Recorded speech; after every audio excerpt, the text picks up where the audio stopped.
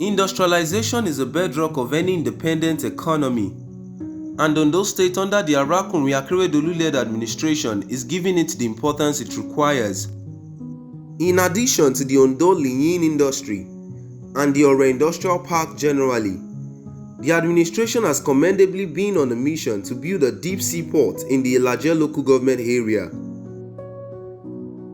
I haven't spent a fortune already to carry out implementation studies of the project and met with the concerned stakeholders and representatives from the community. The biggest industrial breakthrough Ondo State has ever experienced in its history is about to be achieved by the Arakun Akeredolu-led administration.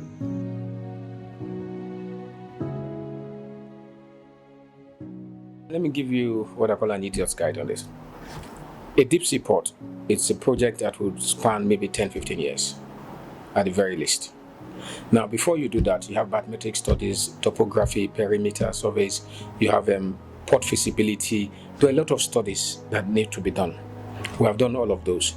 Now, the last set of studies, the outline business case, the environmental impact assessment, and the RAP, that is the resettlement plan for people who already live there, who will be displaced by the deep sea port that is going to be built.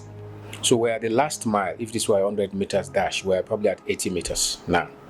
Once the deep sea port, the outline business case, which is the final financial case, once it is ready, which will be in about, I think it's about 6 to 8 weeks, it will now go to ICRC, that the infrastructure regulatory body.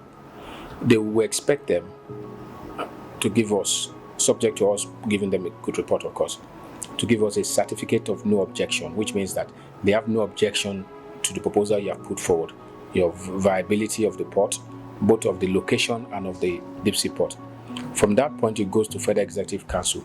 All of these things I've told you about are activities that will span 4 or 5 months. From there, we expect a port declaration.